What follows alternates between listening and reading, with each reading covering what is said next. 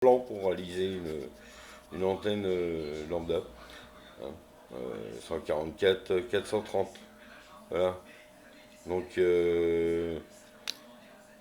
vous avez le plan et pour la réalisation je vais vous montrer ce qu'il faut. Alors pour la réalisation de l'antenne lambda 144 430, il vous faut, c'est pas compliqué, vous allez dans un magasin, vous avez ce genre de cuivre, hein, qui coûte à peu près 6-7 euros. Ensuite, vous coupez pour réaliser un quart lambda, un morceau de 50 et quelques centimètres, 50,9, et un morceau de 17 centimètres pour l'UHF et VHF. Ensuite, deux coudes. Vous allez voir au fur et à mesure du montage de l'antenne comment il se positionne. Ils doivent séparer les deux brins d'antenne à 6,7 mm. Voilà. Alors bien sûr, pour souder votre partie en cuivre sur un coude, il faut de l'étain. Et bien sûr bien poncer surtout la partie que vous allez souder à l'étain. Parce que sinon, ça ne tiendra pas. Hein. Voilà. Donc, bon, j'ai fait tout le tour, hein. Je ne vous montre pas toute la partie, mais enfin, c'est propre, c'est griffé. Normalement, il ne devrait pas y avoir de problème. Ensuite, vous mettez le produit, hein, dessus. Voilà. C'est un décapant. Hein. Voilà. Ça risque rien pour les doigts. Sauf qu'il y a bien longtemps que vous m'auriez entendu crier. Ah ah chi. Voilà. Pareil pour le coude. Hein. C'est pas celui-là, c'est celui-là. Pareil pour le coude. Hop. À l'intérieur aussi. Voilà. Et ensuite, il ne reste plus qu'à souder. A tout de suite. Alors voilà l'antenne quasiment terminée. Hein, quasiment. Que j'ai dit quasiment, hein. Elle n'est pas finie bien sûr. Hein. Voilà. Bon, j'étais obligé de mettre des points de colle. Parce que les soudures, l'étain et le cuivre, c'est pas très génial, même avec le bon produit adéquat. Mais enfin,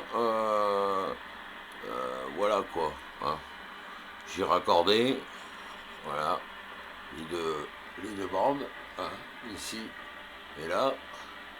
Voilà. Bon, c'est juste un montage provisoire. Hein. Voilà, c'est un montage provisoire. C'est juste pour vous montrer et que ça fonctionne très très bien. Alors, si vous avez un HQ1000, un Alan HQ1000, ben vous embêtez pas à acheter un Tosmet Wattmet parce que tout simplement ici, à ce niveau-là, vous avez le TOS pour la VHF. Donc là, je suis sur 149 000 et quelques.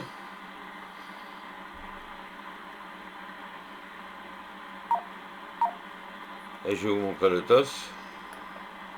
Voilà, vous voyez, ça monte à peine. Hein. Avec 4 watts. Hein. 4 watts, ça monte à peine. Et ça fonctionne très très bien. Hein. Ça marche. Hein. Après, on va passer sur les 430. 430 pour voir jusqu'où ça monte. Voilà, 430, 1, 2 de TOS, 1, 3 de TOS. 1, 3 de TOS sur 430. Voilà. On peut aller ailleurs. Hein. Voilà, on va aller ailleurs. On va aller ailleurs. On va aller sur les mémoires. 400, non pas 460, 446.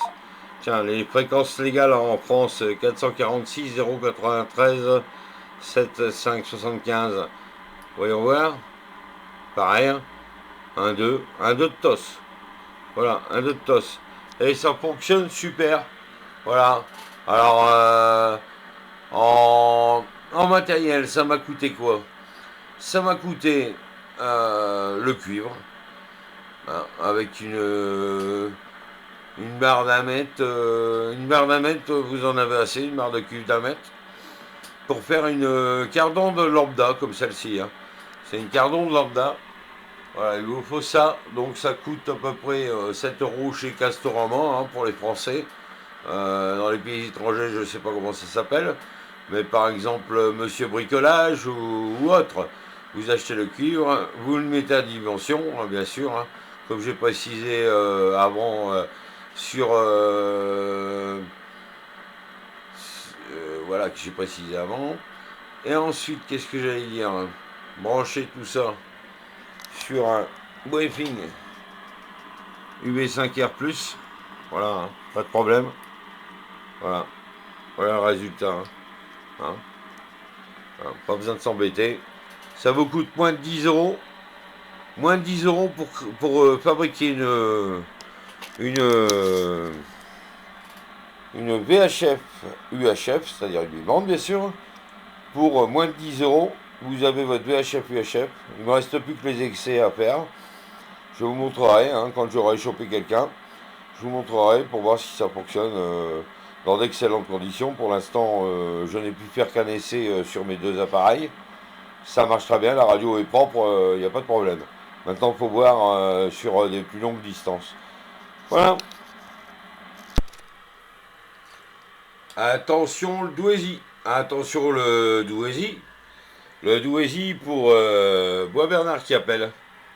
Le village de Bois-Bernard dans le Pas-de-Calais qui appelle l'opérateur Jean-Luc pour un essai d'antenne, s'il vous plaît, merci.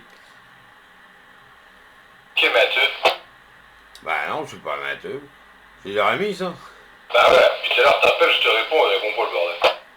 Ah bah, ouais, bah t'étais à combien de watts aussi? Ah bah, je suis tout le temps là, au minimum, comme ça, il y en a assez. Bah, je t'entends bien, hein, ça passe bien. Il n'y a pas de problème, voilà. Donc ça fonctionne à merveille. La J-Pol A-Car Lambda fonctionne. Voilà, c'est super. En UHF, en VHF. J'ai eu quelques soucis avec mon câblage que j'ai enfin résolu là. Voilà. Donc je te laisse, c'était juste pour un essai. Hein, voilà, j'appelais le Douaisis parce que c'est beaucoup plus loin. Mais normalement ça devrait passer sans problème. J'avais déjà fait des essais auparavant, mais je filmais pas. Hein. Voilà, là c'est une vidéo que je suis en train de préparer pour mettre sur YouTube et sur mon blog avec le CRT 2 mètres là. Voilà, Jérémy. Ok, bah ça marche bien, pas de problème. Ah ben, je te remercie beaucoup. Je te souhaite une bonne après-midi, puis peut-être à plus tard, hein, qui sait. Ok, ça roule, à tout à l'heure, bon après-midi. Salut.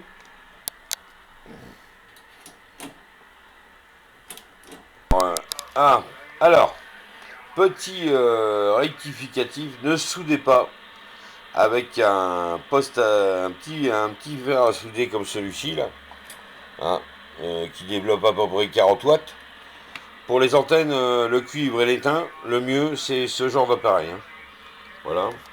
Et réglé sur 250 watts. 250 watts, normalement c'est suffisant pour pouvoir souder l'étain avec le cuivre. Voilà un conseil d'un ami de longue date qui tient un magasin sur le Robézy.